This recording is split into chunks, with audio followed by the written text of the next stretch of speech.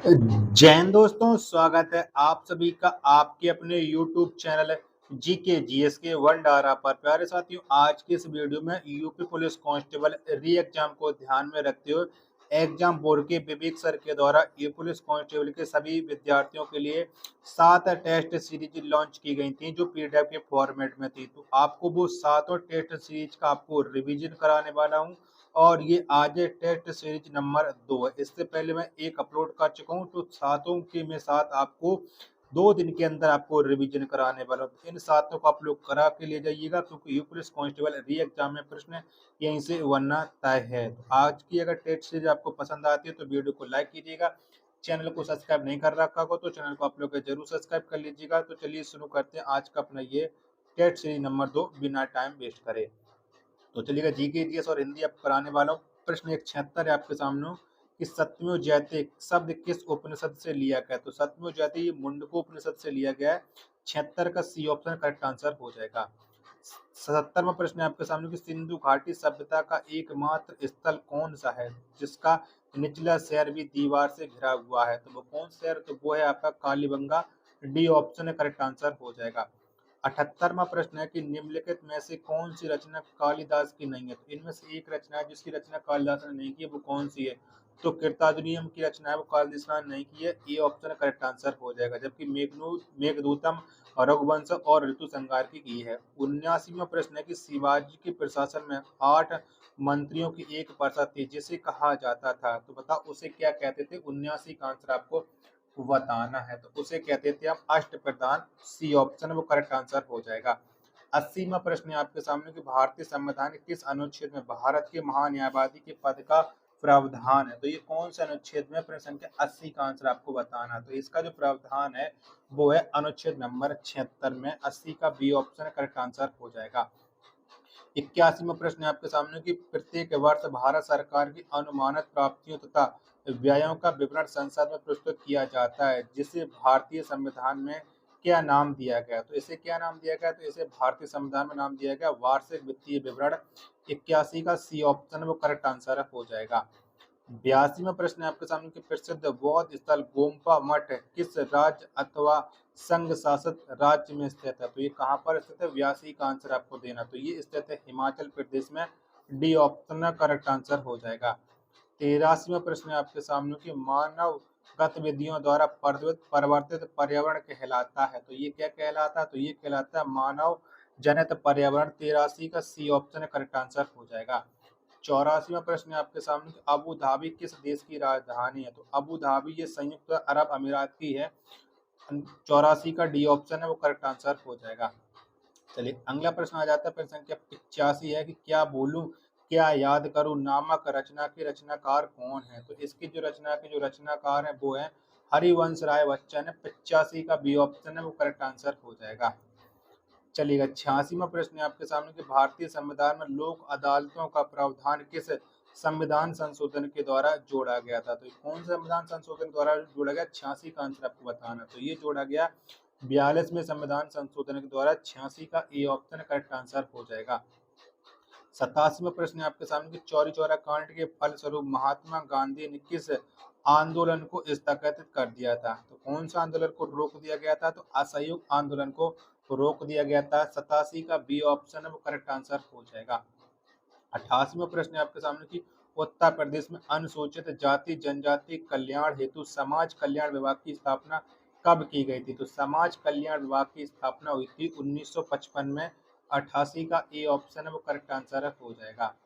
89वां प्रश्न है आपके सामने उत्तर प्रदेश पुलिस सेवा भर्ती बोर्ड का मुख्यालय कहाँ स्थित है। तो ये लखनऊ में स्थित है। 89 का सी ऑप्शन करेक्ट आंसर हो जाएगा।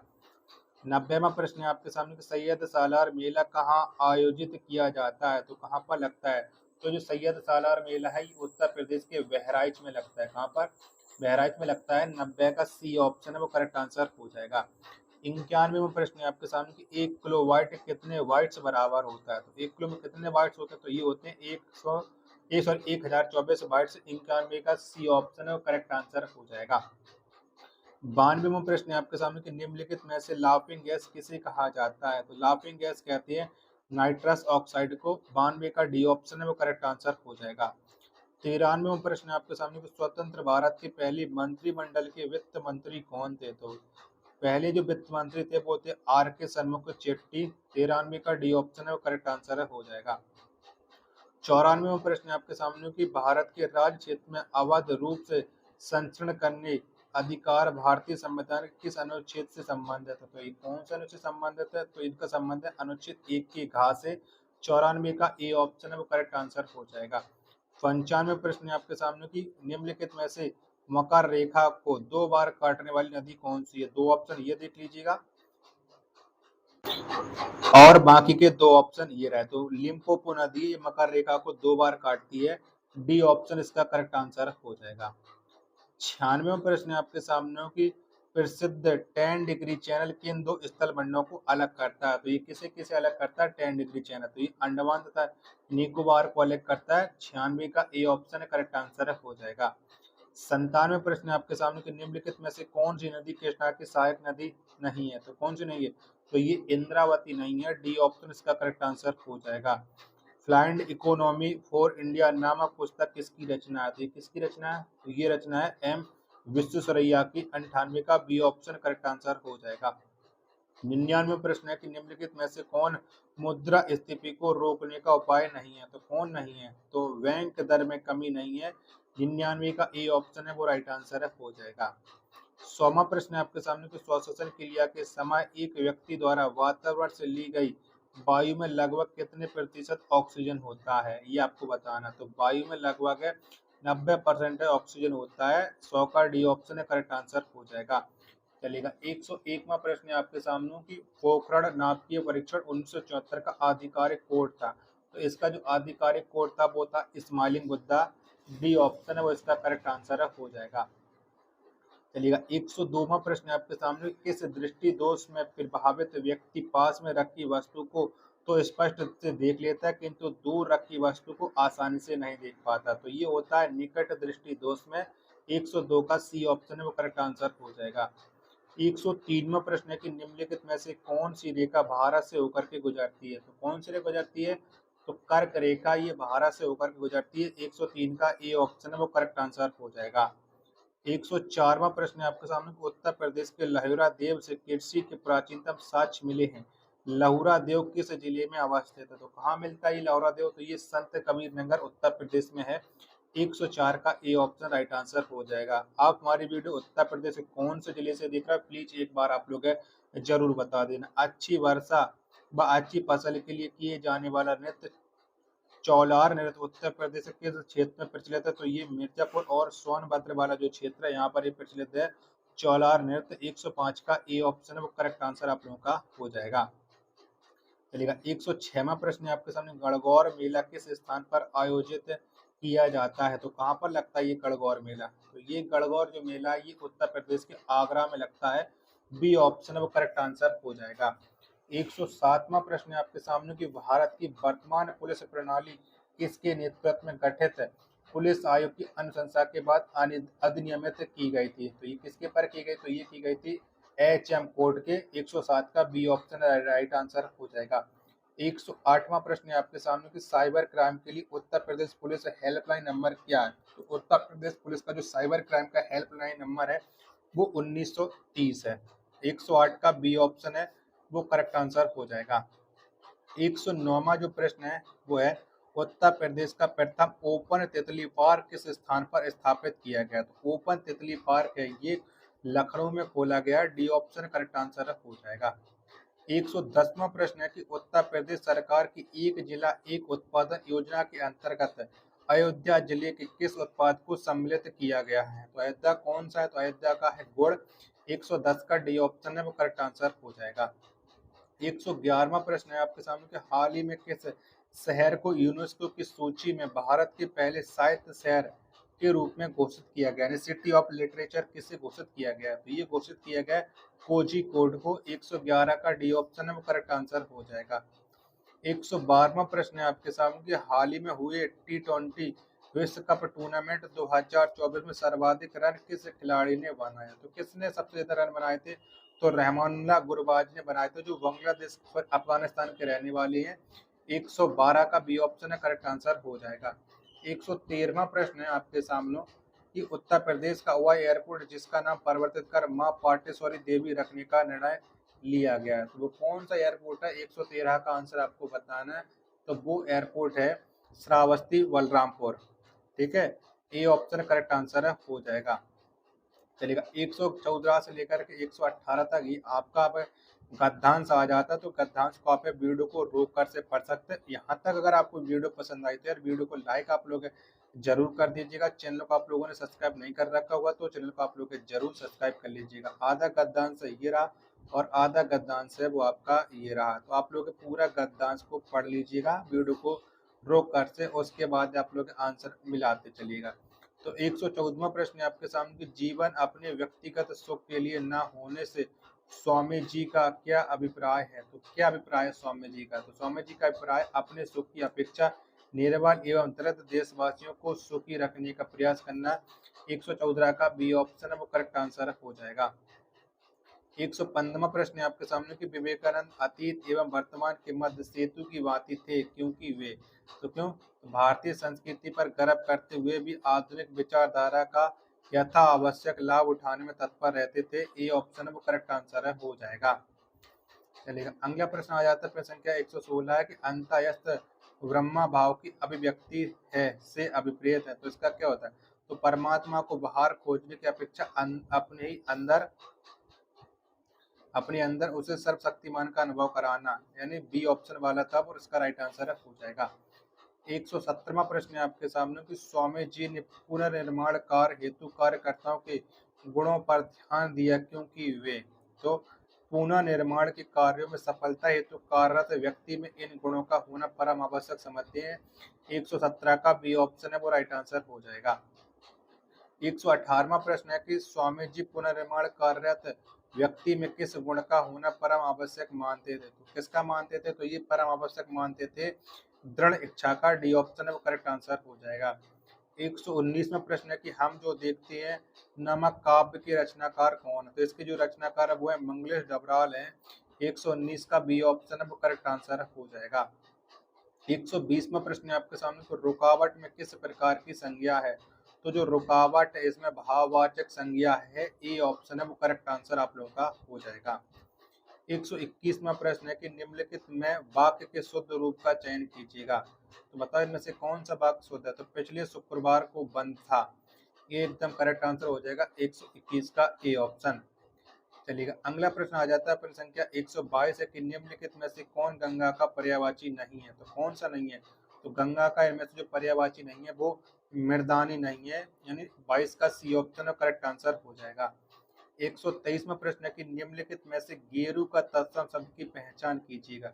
तो गेरू का जो तत्सम शब्द होता है वो गैरिक होता है। 123 का बी ऑप्शन करेक्ट आंसर हो जाएगा।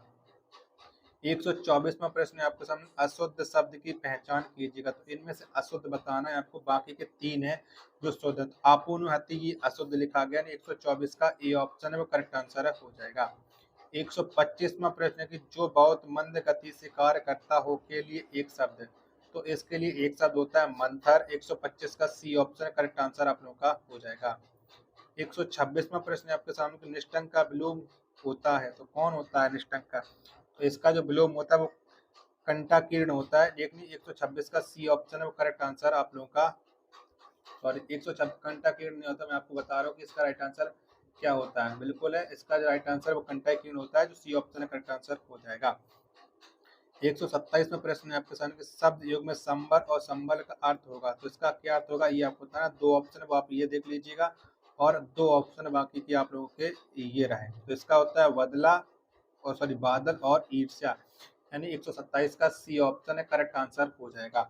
128वां प्रश्न है आपके सामने की भारतीय संविधान की 8वीं अनुसूची में वर्तमान में कुल कितनी भाषाएं सम्मिलित हैं? तो वर्तमान में टोटल 22 भाषाएं सम्मिलित हैं 8वीं अनुसूची में। 128 का डी ऑप्शन करेक्ट आंसर हो जाएगा। 129वां प्रश्न है आपके सामने, उस वर्ण समूह की पहचान कीजिएगा जिसमें सभी वर्ण अल्प प्राण हो। तो किसमें सभी वर्ण अल्प प्राण है? तो चा दा पा ये सभी अल्प प्राण है। 129 का सी ऑप्शन करेक्ट आंसर हो जाएगा। 130वां प्रश्न है आपके सामने, अंतःस्थ व्यंजनों की कुल संख्या कितनी होती है? तो कितनी होती है? तो इनकी व्यंजनों की जो कुल संख्या वो 4 होती है। 130 का ए ऑप्शन है वो करेक्ट आंसर आप लोगों का हो जाएगा। 131वां प्रश्न, परमेश्वर में कौन संधि विद्यमान है? तो परमेश्वर जो शब्द है इसमें जो संधि है वो गुण स्वर संधि है। 131 का बी ऑप्शन है वो करेक्ट आंसर आप लोगों का हो जाएगा। 132वां प्रश्न की सुषमा का संधि विच्छेद होगा तो क्या हो जाएगा? तो इसका जो संधि विच्छेद होता है वो होता है सु प्लस समा। 132 का ए ऑप्शन है वो राइट आंसर हो जाएगा।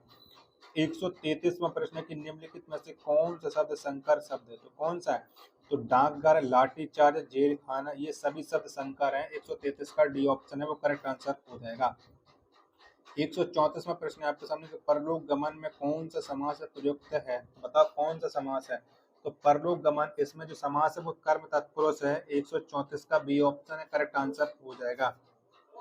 चलिएगा अगला प्रश्न आ जाता है फिर संख्या 135 की निम्नलिखित में से कौन स्त्रीलिंग शब्द है? तो बताओ इनमें से कौन सा स्त्रीलिंग शब्द है? 135 का आंसर देना है।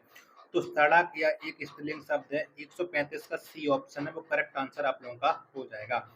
136वां प्रश्न की निम्नलिखित एक वचन बहुवचन युग्मों में से कौन सम्मिलित नहीं है? तो कौन सम्मिलित नहीं ये आपको बताना है। तो योद्धा, योद्धाओं, ये बिल्कुल गलत है, यानी 136 का बी ऑप्शन है वो करेक्ट आंसर हो जाएगा।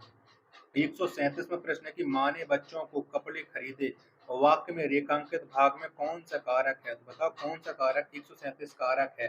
तो माँ ने बच्चों को कपड़े खरीदे, इसमें हो जाएगा संप्रदान कारक। 137 का ए ऑप्शन है वो आपका राइट आंसर हो जाएगा। 138वां प्रश्न आपके सामने, 4 गज मलमल का कपड़ा में कौन सा विशेषण? तो इसमें परिणाम बोधक विशेषण 138 का ए ऑप्शन है वो करेक्ट आंसर हो जाएगा। 139वां प्रश्न है कि कामता प्रसाद गुरु ने प्रिय विशेषण को क्या कहा? तो क्या कहा था कामता प्रसाद गुरु ने? मैंने प्रिय विशेषण को कहा था अंता विशेषण, यानी 139 का बी ऑप्शन है वो करेक्ट आंसर आप लोगों का हो जाएगा। चलिएगा अगला प्रश्न है फिर संख्या 140 है आपके सामने कि ये मेरे हथियार हैं, इस वाक्य में ये किस प्रकार का सर्वनाम है? तो ये कैसा सर्वनाम है? तो यह एक निश्चयवाचक सर्वनाम है। 140 का ए ऑप्शन है करेक्ट आंसर हो जाएगा। 141वां प्रश्न है कि मैं खाना खाकर सो गया, मैं खाकर क्रिया किस प्रकार की है? तो ये कैसी क्रिया है? तो यह एक पूर्वकालिक क्रिया है, यानी 141 का डी ऑप्शन है करेक्ट आंसर हो जाएगा। 142वां प्रश्न है कि निम्नलिखित में से कौन सी भाषा द्रविड़ परिवार की नहीं है? तो कौन सी भाषा नहीं है? 142 का आंसर बताना। तो मराठी या द्रविड़ परिवार की भाषा नहीं है। 142 का जितने भी लोग हैं ए ऑप्शन दे रहे हैं उन सबका ये करेक्ट आंसर हो जाएगा। 143वां प्रश्न है आपके सामने कि उड़ती चिड़िया के पंख गिनना मुहावरे का अर्थ होता है। तो क्या होता है? तो इस मुहावरे का अर्थ होता है होशियार होना, यानी 143 का ए ऑप्शन करेक्ट आंसर हो जाएगा। 144वां प्रश्न है कि जो तुम्हार अनुशासन पावे, कंदुक इव ब्राह्मण उठावो, करचों घट डारो फोरी, रोको मेरु मूलक जिमी तोरी, इन पंक्तियों में विद्यमान रस की पहचान कीजिएगा। तो बताओ यहाँ पर कौन सा रस है?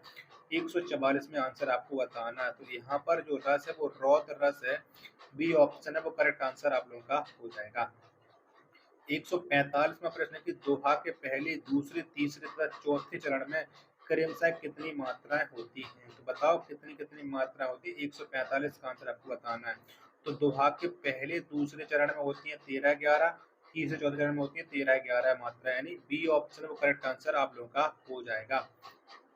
146वां प्रश्न है आपके सामने कि को तुम तीर देव मोहु को नर नारायण की तुम दो, उपरोक्त पंक्तियों में कौन सा अलंकार है?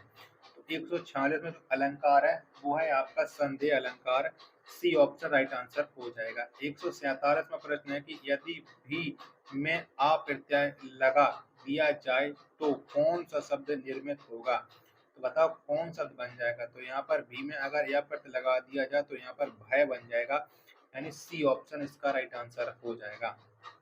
चलिएगा 148वां प्रश्न आपके सामने, अनामिका किसका काव्य संग्रह है? तो किसका है? तो जो अनामिका है ये जो काव्य संग्रह है वो है आपका सूर्यकांत त्रिपाठी निराला का, या सूर्यकांत त्रिपाठी निराला का, यानी 148 का सी ऑप्शन राइट आंसर हो जाएगा। 149वां प्रश्न है आपके सामने, हंस एवं माधुरी नामक पत्रिका के संपादक कौन थे? तो इसके जो संपादक थे वो थे प्रेमचंद्र। 149 का बी ऑप्शन राइट आंसर है, हो जाएगा।